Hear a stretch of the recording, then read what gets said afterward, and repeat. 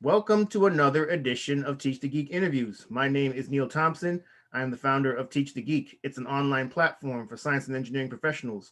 The first offering of the platform is a public speaking course called Teach the Geek to Speak.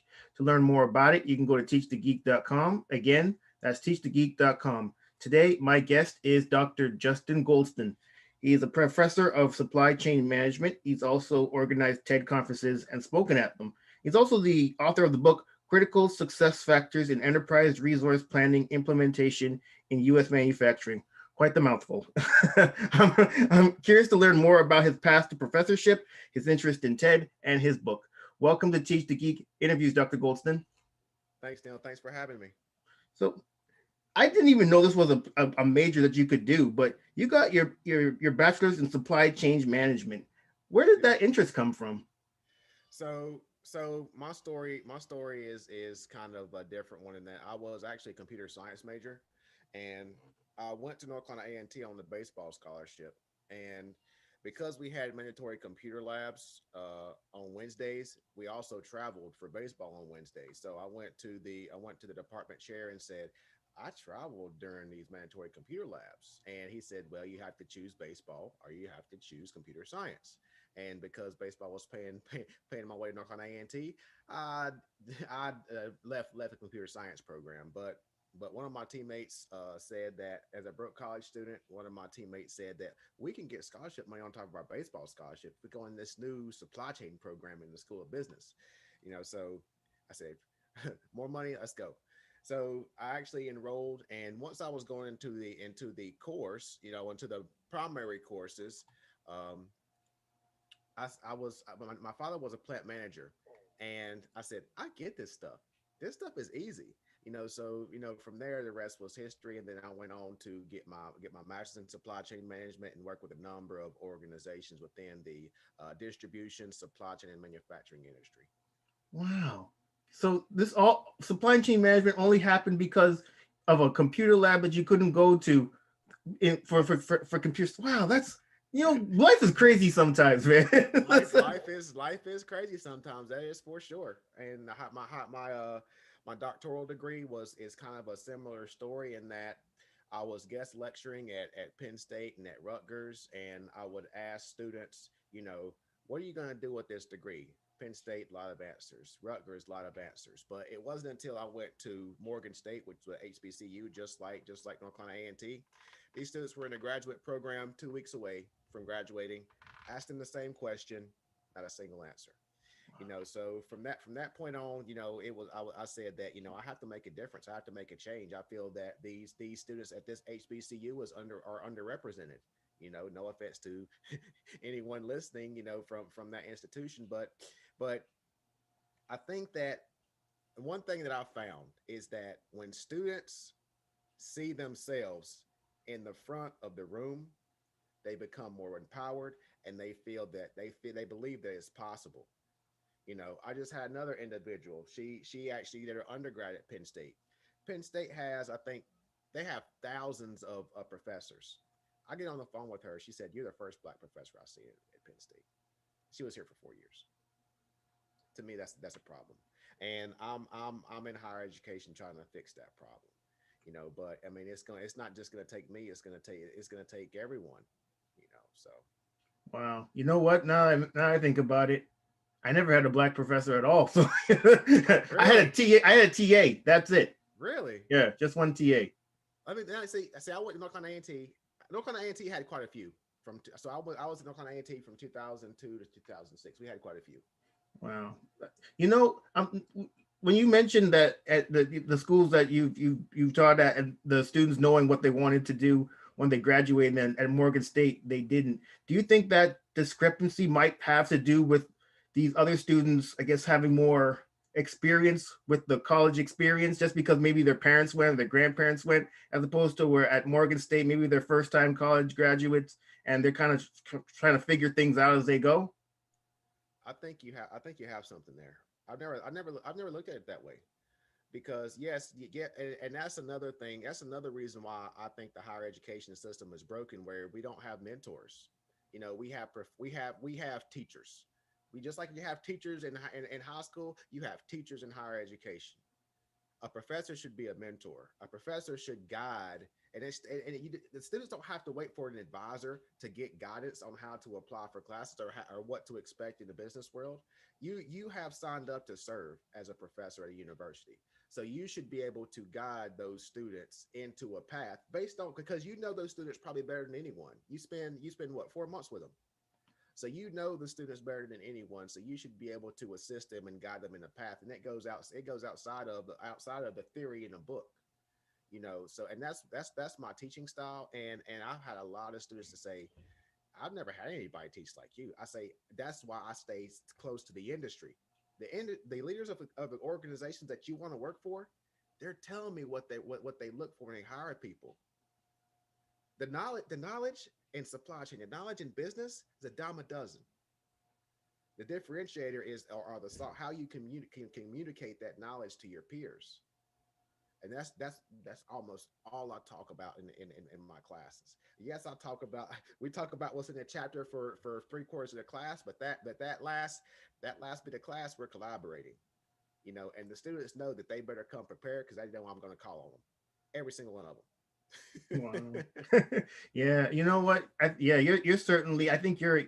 I don't think the majority of professors really take that tact, especially if they're teaching at one of those big research focused universities. They're there for their research, and they're not. The teaching is kind of the thing that they have to do as part of their job. It's not something that they really look forward to. It's bringing in research dollars to their labs and innovating different. In engineering, especially innovating new things, getting patents, that type of thing. So kudos to professors like you that actually care about the students. Yeah.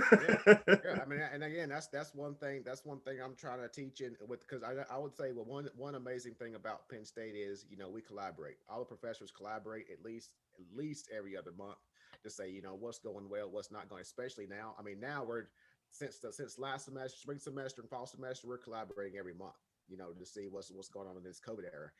Things that are going well, things that are going not so well. I think that the thing that we've had success in is having students go into LinkedIn Learning. So I make students go into LinkedIn Learning. I create assignments to make them go into LinkedIn Learning, and not only are they getting that real life experience, within those courses, but now I'm forcing them to create their LinkedIn profiles. So to start building up that personal brand, right? And starting to say, okay, what industry do you want to work in? Who are the leaders in that industry? Who are the thought leaders in that industry? Follow them and see what they're doing. Wow. Yeah. And now they get insight into that industry. Wow. Yeah, I never had a professor to do that. Well, LinkedIn didn't exist when I was in school, but I'm sure even if it did, no professor didn't give a damn about that.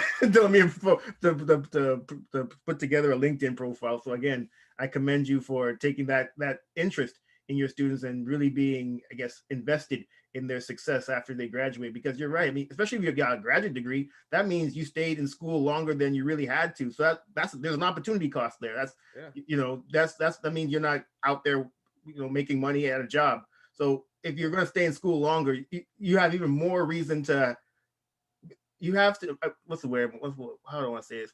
You really should be more intentional about why you even got that degree and what you want to do with it. That's what I tell students, and especially doctoral students. I advise. I say, why? I say, why are you? First off, I say, okay, is your university funding it? Okay, so now you're married to that institution. If your institution is not funding it, why are you spending $100,000? I said, because at the end of the day, these advisors, these recruiters can tell you what you want to. You're in for about $100,000 when it's all said and done. Why? And then if they can't tell me, I said, maybe that's not for you. I said, you just getting a PhD is not going to, yes, it's going to change your life. Yes, you're going to impact individuals. But if it doesn't make financial sense, now you're spending the rest of your life in debt trying to pay off this PhD. It's funny, man. And when people, hey, I tell it like it is. I'm very transparent. Yeah. And when people ask me, was it worth it for you? I say absolutely, because I got my ROI in about 4 months. I said, because I hustled. And say, yes, you have to hustle. Yeah. When I got in higher education is worse than the industry. and that was a surprise to me. Wow. So was that always your plan, Dr. Goldston, to go into academia once you got a PhD? When I got my PhD, like I said, Morgan State began that path, and I was going to still be in management consulting, and then just adjunct on the side, right? Just because I like to teach. But the more students I was impacting as I was adjuncting in my PhD, I said that I think this is my calling, right? This is what I want to do when I grow up. So it took me 32 years to figure out what I wanted to do when I grow up. So, but I mean, this is it, and I'm loving every minute of it. And like I said, I mean, you're impacting lives every day. I'm working with researchers. I read their books in undergrad. I'm working with people in the industry that in LinkedIn at the bottom it say, "Oh, you have interest in this person." I'm speaking with those people and collaborating with them in their organizations. So whenever people say, okay, what opportunities does a PhD, yes you might, yes you're I'll tell you, you're going to make more money in the industry, but you're going to be impacting more lives. You're going to reach more goals. I'm only a year in within academia, and I have done so many things that I have not even imagined that I could do. You know, whenever one person asks me, you got those stretch goals, Mhm. and someone's asked me, you've done all these TED talks, you're speaking at all these conferences, what's the end game? I say, I want to be a top supply chain professional in the world. That was probably 8 months ago. Fast forward, Thinkers 360 just identified me as a top sustainability thought leader in the world, the top corporate social responsibility thought leader in the world. I think I'm third in supply chain, so I'm getting there, right? I didn't even think that could happen, but Wow. you just have to put the work in. And I would say that 1,000% I'm blessed, and I do not. And I was also say I don't give up any opportunities. I don't turn down any opportunities because I want to get that experience. Because with every opportunity, I learn something new. Right Hmm. now, is that going to be sustainable? No, it's not. But there's going to be a point where, okay, now I can spend more time with my family. Now I can go wherever I want to go. But right now, I am serving, and in this current time, I mean, I'm sitting at home, I'm not doing anything, so why not? So Yeah. that's another reason. For Why sure. not? Yeah, absolutely.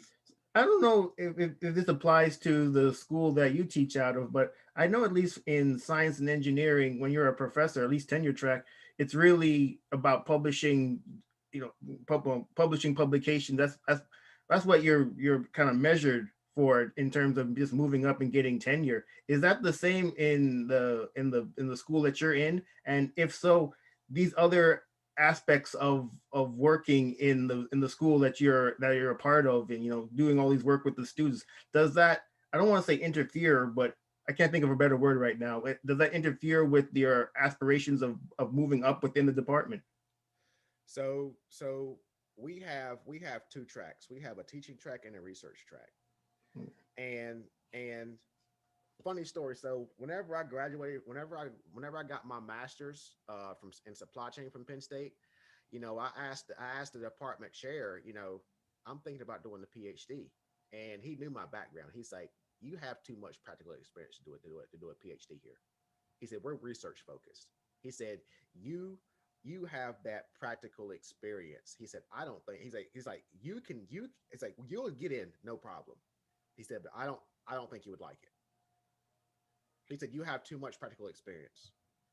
So that's whenever I kind of went into, I was gonna do a DBA, but I still kind of wanted to have that PhD. I know you're going to get different perspectives on that as well.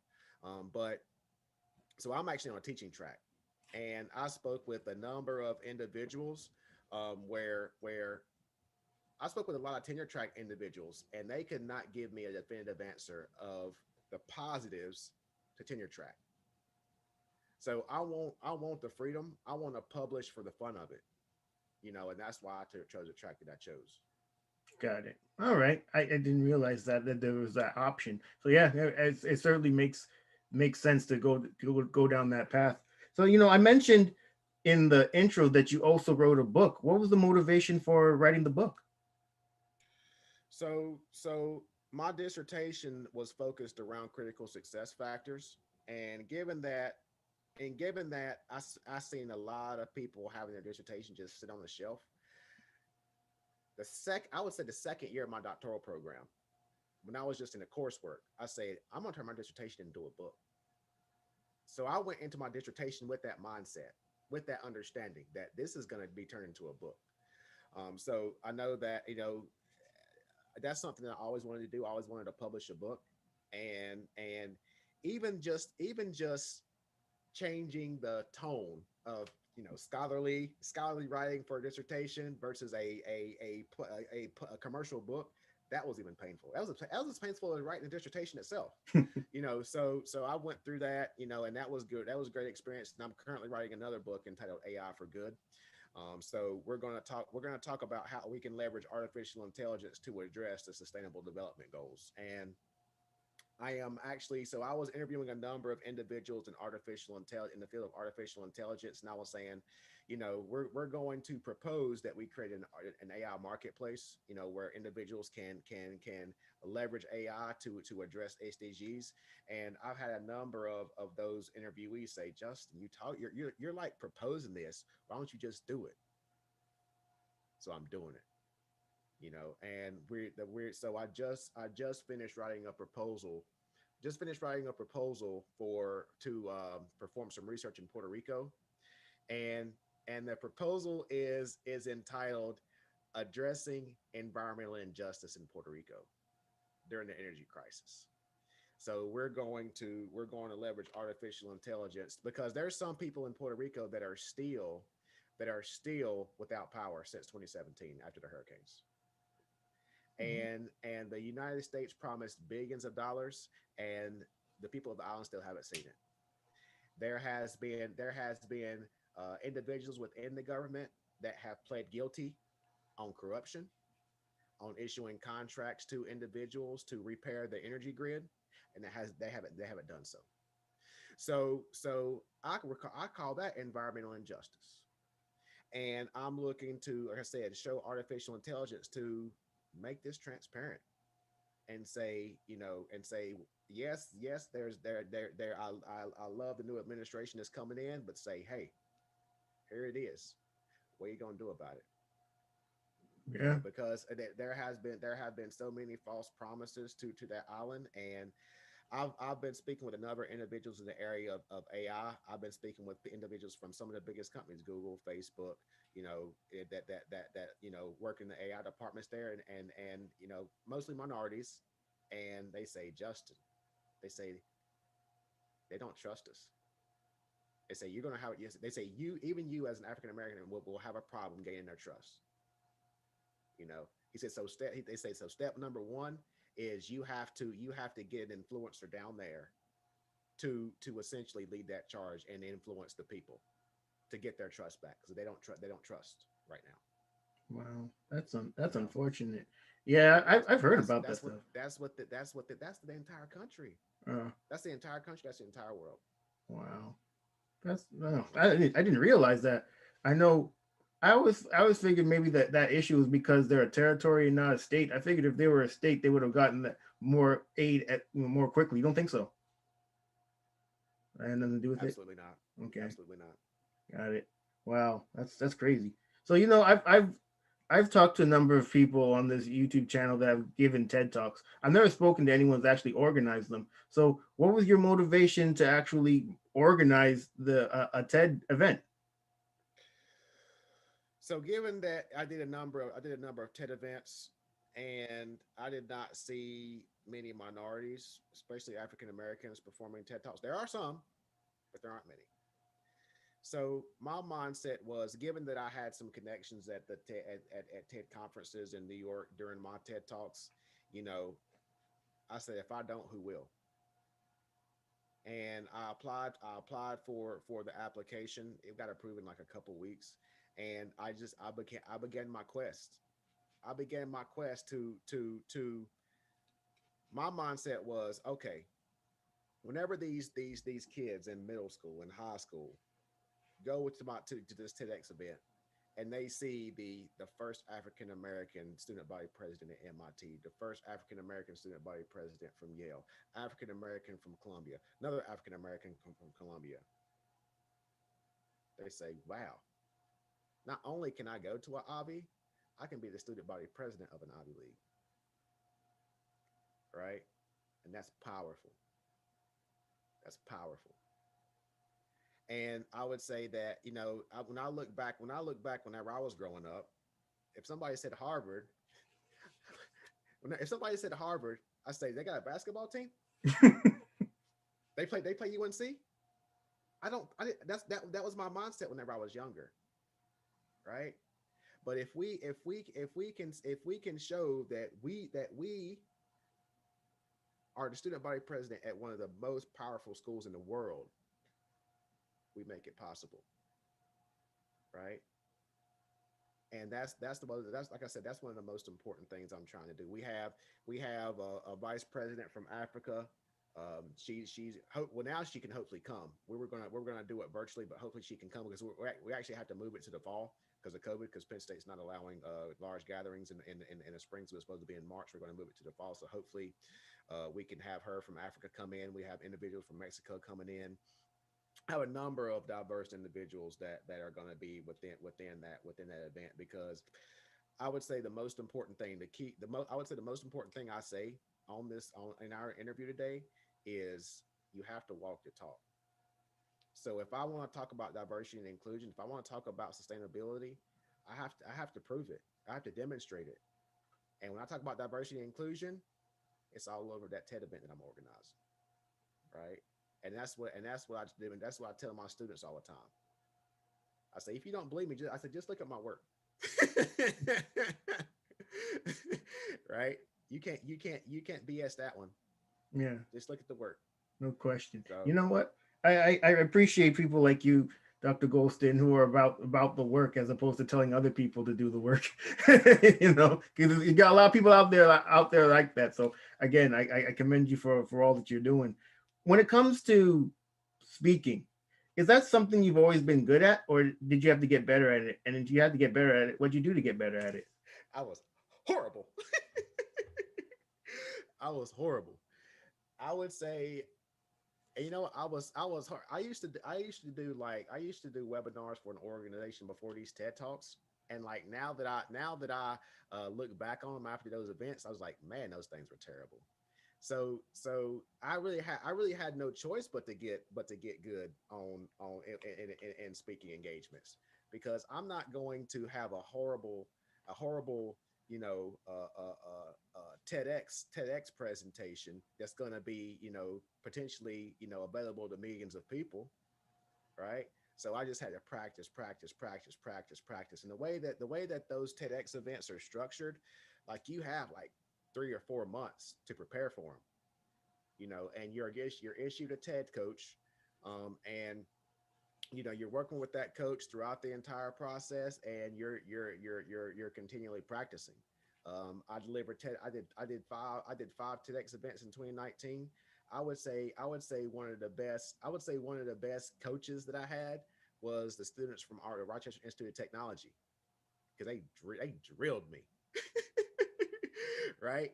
Like they were tougher on me than some of the adults that have been doing this for 10 years, right? But I mean, that maybe fortunately that was my first event, so that kind of made me better, and I kind of perfected, as I went along. But another thing I would say from my lessons learned would be to you can never prepare enough. So I did one event. I'm not going to say which one it was because I don't want you looking at it, but it was my third event. And I didn't practice that much because I already did two before that. I got it. But there was one guy in the audience that he just completely threw me off. He was like in the 60s or so. And I was talking about blockchain, and he was like a deer in the headlights. Like he wasn't blinking. And he just threw me off the entire presentation. And that's one thing that one of my coaches told me, like, never look at the audience, look it over their head, and you know, those little speaking tips and things like that. But like, he was just staring, so I couldn't help but look at him. I stopped scanning the room and everything. Oh wow. And he threw me off. But so I had that event that was absolutely terrible. And then I had to drive to the air. I had to drive 2.5 hours to an airport, and then go to another TEDx event the next day. This event was 8 o'clock at night. So I had a 6 o'clock flight in the morning to go to an event in the Northeast that started at like 2 o'clock or something. So any delay in my flight, I wasn't making it. Wow. So I made it. As soon as I walked into the venue, they were announcing the first speaker. You know, so yeah, I made it by probably about an hour. But the thing is, that one was phenomenal. That was the best one. Yeah, sometimes you just rise to the occasion. Sometimes I don't know. It was crazy. It was crazy. But another thing is, speaking is all about the audience, because that audience gave me the energy, right? As compared to the other audience, where again, the individual that had a deer in the headlights completely threw me off. So yeah, no question. Yeah.